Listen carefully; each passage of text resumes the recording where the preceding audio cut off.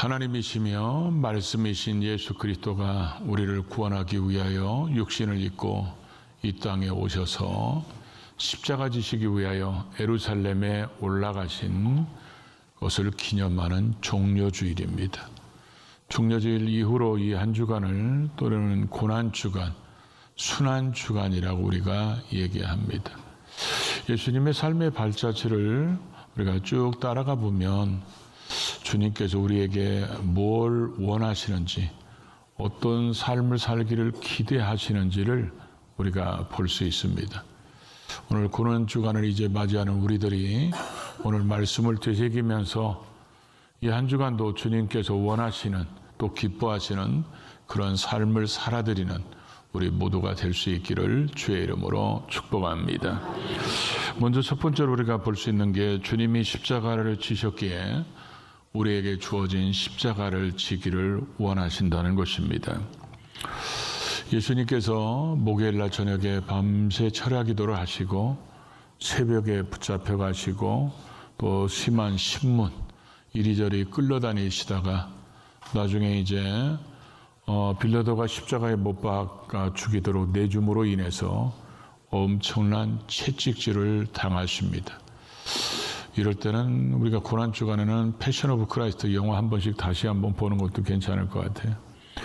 그거 보면 참 처절하게 그런 아픔과 고통 속에 있었던 예수님이, 당시 로마 사람들이 십자가의 형은 극형이죠. 이렇게 처하는 사람들은 자기가 죽으러 가는 곳에 자기 십자가를 메고 가도록 시킵니다. 그래서 이 십자가는 가로목이 있고 세로목이 있습니다. 그래서 이 세로목은 이제 미리 갖다 놓든지 처형을 집행하는 사람들이 들고 가고, 가로목은 자기가 지고 가게 합니다. 예수님께서 워낙 많이 맞으셨고 힘드셔서 쓰러지고 넘어지고 그러니까 우리가 성지순례 가보면 그 예수님이 걸으셨던 그 길 비아돌로사라고 그러죠. 그 비탄의 길, 거기에 쭉 올라가다 보면 예수님이 넘어지시고 쓰러지신 곳마다 조그마한 교회를 세워놨죠. 그래서 14번이 넘어졌다고 보통 얘기하는데, 그렇게 예수님이 쓰러지고 넘어지니까 이제 도저히 로마 병정들이 볼 때는 이게 시간이 지체돼서 안 되겠다 생각해서 지나가는 사람을 한 사람을 불러서 억지로 십자가를 지게 합니다. 그 억지로 십자가를 진 사람이 그 당시는 누군지 아무도 몰랐을 겁니다. 나중에 이 성경을 썼을 때, 그때는 예수님이 십자가에 죽으시고 부활하신 후 한 30여 년이 지나서 이 성경을 쓰기 시작하니까 그 사람이 누구인지, 그 사람의 아들이 누구인지, 그 사람의 아내가 누구인지, 그 사람이 그 이후로 어떤 일들을 교회들에게 행하는지 이런 것들이 다 알려졌기 때문에, 같은 본문의 마가복음을 보면 마침 지나가던 그 알렉산더와 루퍼의 아버지 구레네, 이 구레네가 지금 표현을 하면 리비아의 트리폴리 지역입니다. 지나가는 이 구레네 시몬을 붙잡아서 억지로 십자가를 지게 했다고 합니다. 그러니까 억지로 십자가를 지었을 때 다른 사람들이 볼 때는 재수 없이 걸렸구나 이렇게 생각하고, 아마 구레네 시몬 같은 경우도 자기가 왜 이걸 줘야 되는지 얼떨결에 십자가를 지게 됐지만, 그리고 마가복음에는 억지로 졌다고 표현되어 있듯이 그런 십자가를 졌을 때 그런 예수님과 같이 골고다 언덕까지 올라가게 되고, 어쩌면 그곳에서 가장7원을 치게 되고, 어쩌면 그곳에서 백부장이 고백한 대로 이는 진실로 하나님의 아들이었다 고백하는 모든 것들을 봤을 겁니다. 그래서 자기 가족에게 전하고, 그래서 자기 가족들 알렉산더 누퍼가 초대교회의 감독이 되고, 로마서 16장에 보면 그의 아내를 바울이 루퍼의 어머니가 곧 나의 어머니다 이렇게 고백할 정도로 초대교회에 탁월하게 쓰임받았던 신앙의 명문가가 됩니다. 억지로 십자가를 졌을 때 이 정도라면 자발적으로 십자가를 지고 성령의 감동하심으로 십자가를 지면 얼마나 상급이 크겠습니까? 내가 또 아멘이 현찬을 줄은 알았어요.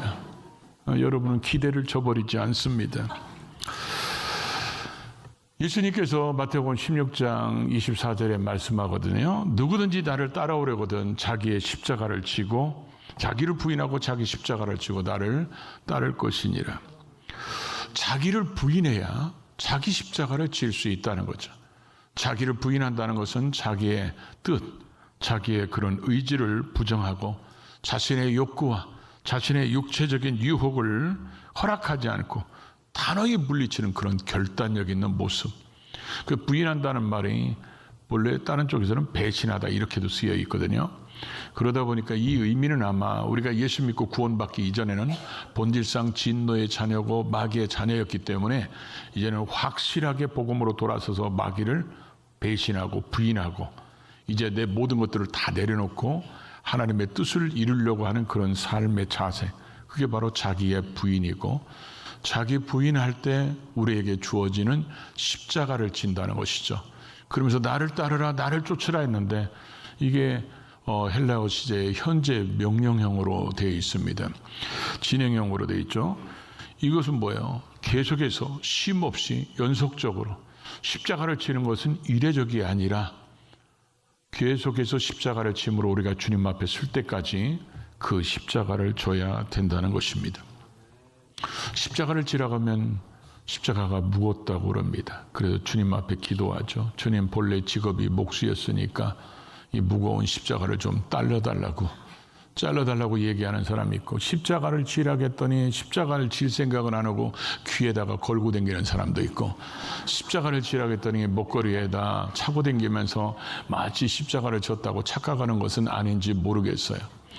요즘에는 십자가를 회피하고 십자가를 외면하는 시대가 돼가지고 자기 십자가를 다른 사람에게 자기들이 무슨 노마 병정인 줄 알아요.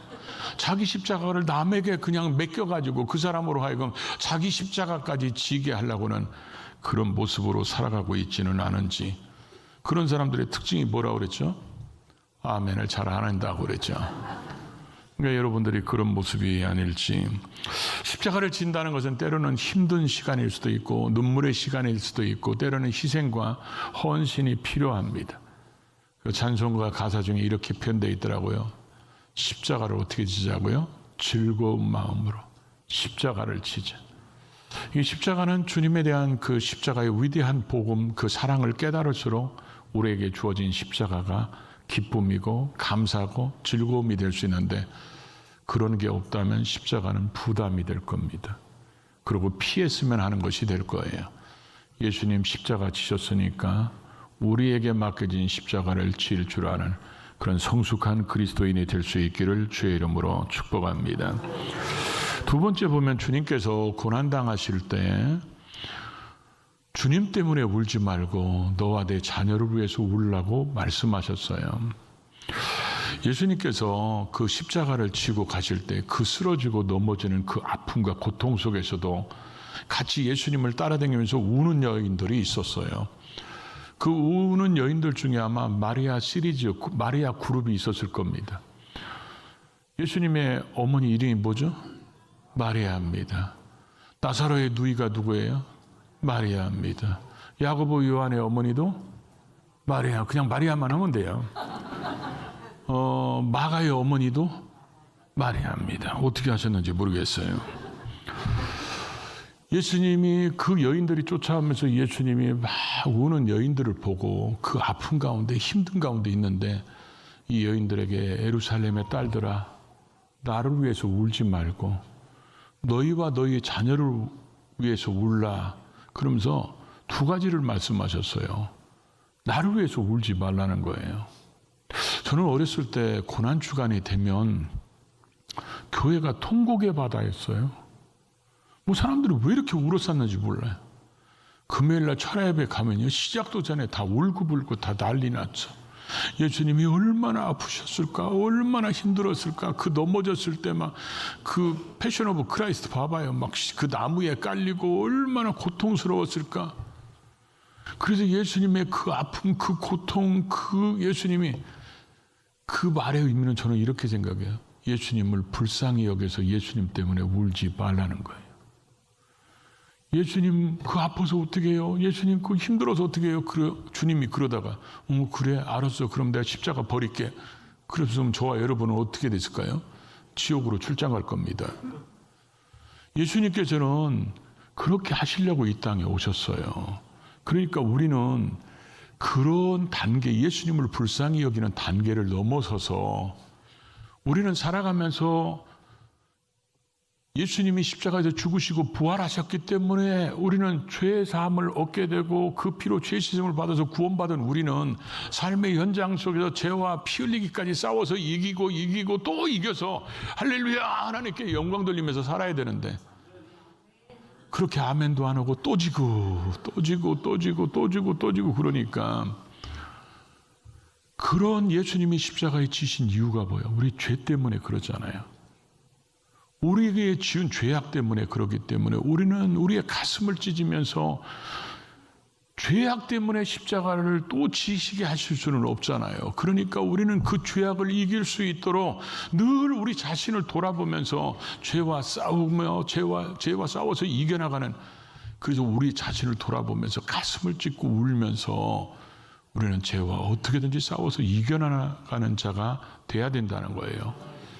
그런 구원의 복음을 알지 못하는 우리의 자녀들을 위해서 기도해야 되고 우리의 전도 대상자를 위해서 울면서 기도해야 된다는 것입니다. 그러고 나서 주님이 또 하나 뭘 얘기했어요? 주님이 그 아픔과 고통 속에 있어도 쓰러지고 넘어지면서도 두 번째로 얘기한 게 뭐예요? 환난의 날을 준비하라는 거예요. 환난이 올 거라는 겁니다. 그래서 이 환란이 뭡니까? AD 70년에 우리가 보통 디도라고 하는 티투스 로마의 장군이 쳐들어와서 예루살렘을 함락시킬 때 정말 어마어마한 살인극이 일어납니다. 엄청난 사람들을 죽여서 말로는 100만이나 죽였다는데 제가 가서 숫자를 쳐보지는 않아서 모르겠어요. 그래서 예수님이 그때 그렇게 예언하셨잖아요. 예루살렘아 예루살렘아 그러면서 예수님이 탄식하면서 우셨어요. 예루살렘이 곧 망하게 될 텐데 그걸 알지 못하고 있는 사람들. 그래서 이 로마의 군인들이 와서 예루살렘을 에워싸거든. 누가복음 21장 20절에 보면 군인들이 예루살렘을 에워싸면 멸망의 날이 가까운 줄 알고 멸망의 날이 가까운 줄 알으라는 거예요. 그래서 초대교회 사람들은 로마군이 예루살렘을 에워쌀 때 밖으로 다 나갔습니다. 주님 말씀이 지금 이루어지고 있으니까.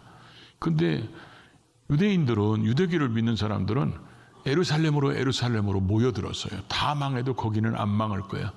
거기는 끝까지 우리가 하나님이 지켜줄 거야. 이러면서 예루살렘으로 다 모여들고 예수 믿는 사람들은 빠져나갔어요.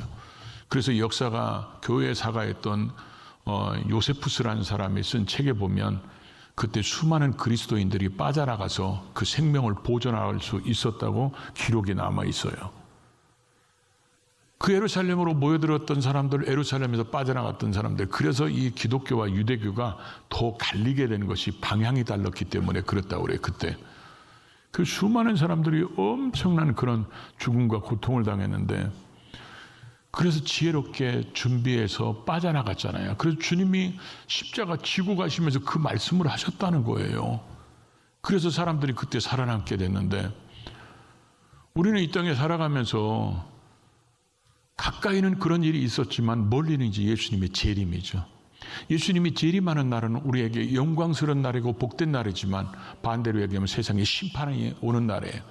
재림하실 때 어떤 일이 벌어질 것이라는 걸 성경은 우리에게 말씀하고 있기 때문에 우리는 재림을 기다리는 자세에 대해서 마태복음 25장의 10처녀 비유를 통해서도 말씀하잖아요. 슬기로운 5처녀, 미련한 5처녀 얘기하시면서 주님이 원하시는 슬기로운 5처녀 같이 준비되어 있고 성령으로 충만한 이런 삶을 살아야 되는 것이 바로 고난주간을 바라보면서 예수님이 이렇게 말씀하셨기 때문에 고난주간에 우리의 주님이 오실 것을 우리는 기다리면서 우리 자신의 신앙을 돌아보는 시간이 돼야 된다는 것을 보여주고 있다는 거죠.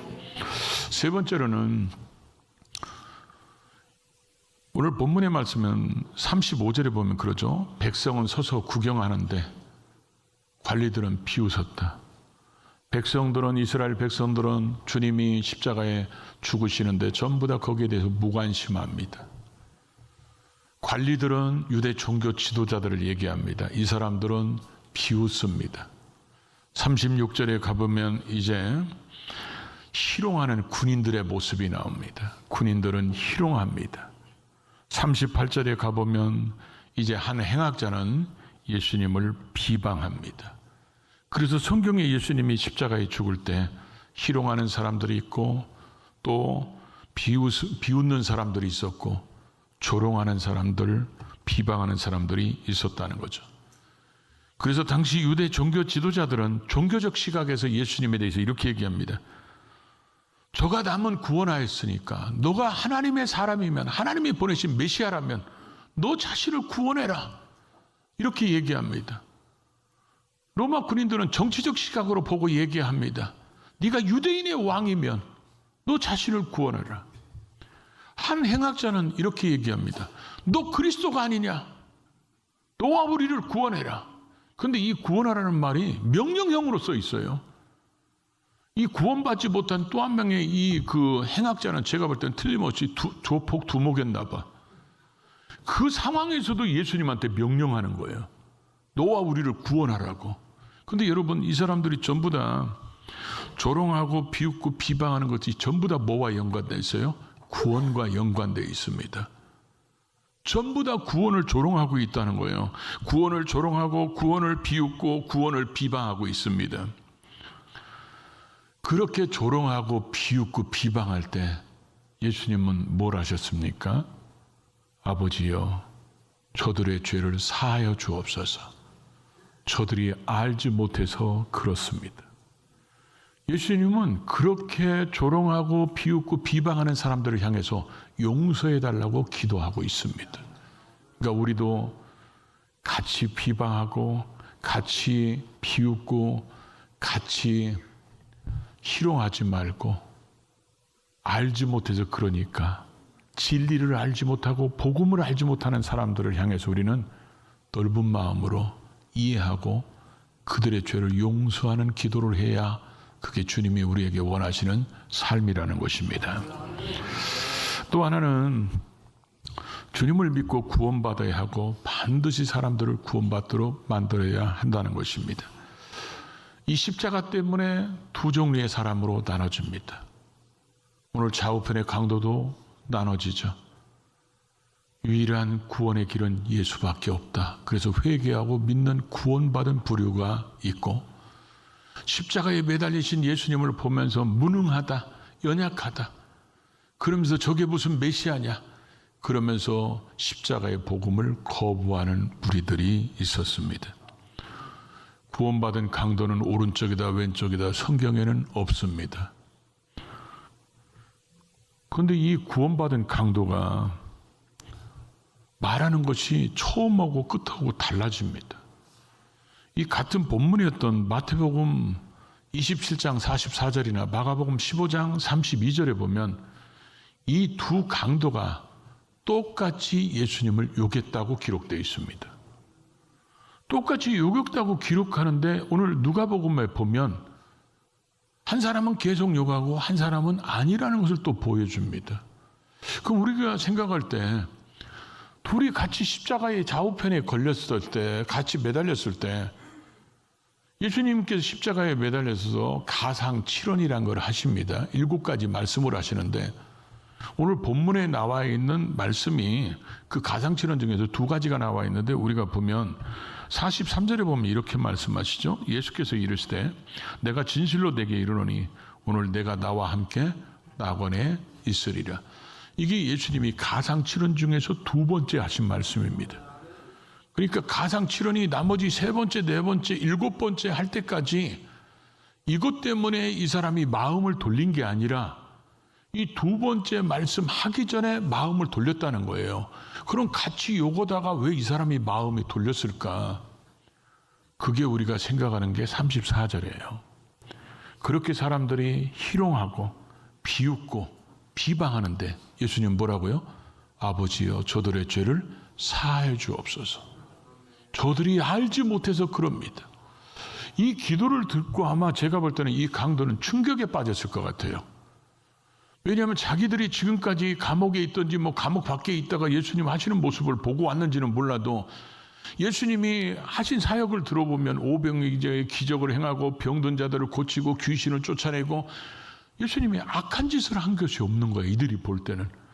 그런 예수님이 지금 십자가에서 죽는데 자기가 봐도 저분이 죽을 만한 일이 없다고 생각되고 자기들은 우리는 지금 이 사람 행악자들이라고 표현되는데 얼마나 악한 죄를 졌으면 십자가 처형이라는 이런 극형에 처하지는 그런 자기들의 죄를 생각해 볼 때 이분은 죄가 없는 거예요.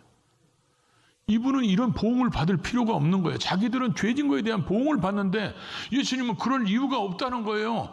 그래서 그 한 행악자, 요가는 행악자한테 그러잖아요. 우리는 우리가 지은 죄에 대한 상당한 보응을 받는 거지만 이분은 그렇지 않다는 거예요. 이분은 그럴 죄를 지은 것도 아니고 이분은 그럴 죽음을 당할 정도로 그런 분이 아닌데 그러면서 이분이 하시는 말씀을 어떻게 보면 들었던 거 이런 것들을 생각하면서 당신 나라에 임하실 때 나를 기억해달라. 그랬을 때 이 사람에게 주님이 두 번째 가상칠언을 말씀하신 거거든요.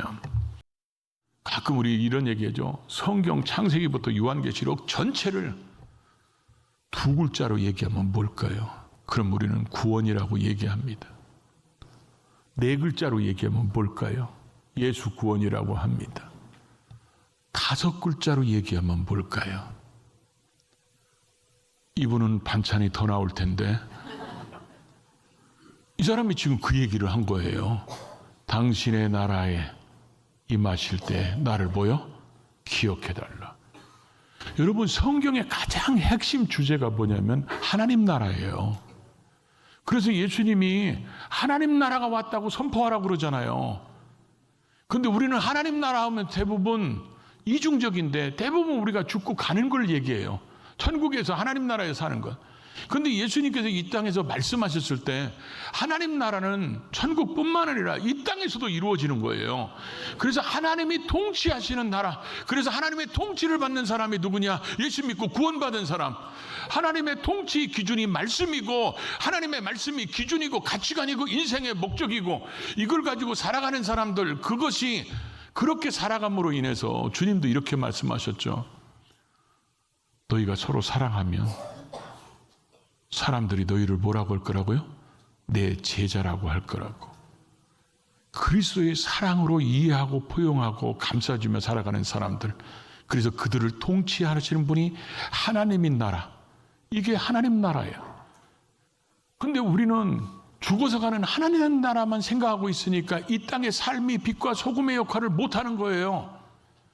우리는 이 땅에서도 하나님이 통치하시기 때문에 그 말씀대로 살고 그의 뜻을 이루기 위해서 사는 하나님의 백성으로 살으면 사람들이 우리를 보고, 요셉을 보고 하나님이 함께 하신 걸 본 것처럼 우리를 보고 하나님이 함께 하셔서 하나님의 백성은 다르다는 것을 볼 수 있는데 우리는 그렇게 못 사는 경우가 많다는 거죠. 이 사람을 보면 복음에는 윤리적 기준의 잣대를 대지 말라는 걸 보여주고 있어요. 이 사람 제목을 만약에 지금 현재 검사나 판사가 얘기한다면 이 사람은 다 구원받아도 뺄 사람입니다. 근데 성경은 구원받는 데는 그런 게 없다는 거예요. 어떤 십자가의 영광스러운 복음에 나오는 사람은 어떤 조건도 없다는 거예요. 어떤 것도 우리를 그걸 막아서는 안 된다는 거예요. 근데 우리는 그걸 막고 있는 경우들이 많잖아요. 사람들에게 술, 담배 끊고 교회 가자고 그러잖아. 왜 우리는 그걸 뒤집어 얘기합니까? 여러분, 술이나 담배 핀다고 해서 예수 구원 못 받습니까? 이 사람은 술, 담배 안 먹었을까요? 얼마나 죄를 범했을 거예요. 그런데 예수 믿고 구원받았잖아요. 그러니까 우리는 뒤집어서 얘기해야 돼요.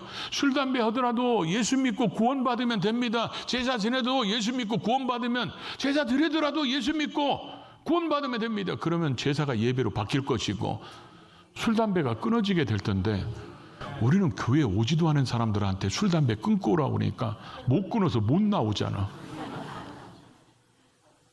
그러니까 여러분, 술, 담배 해도 괜찮으니까 오라고 하십시오.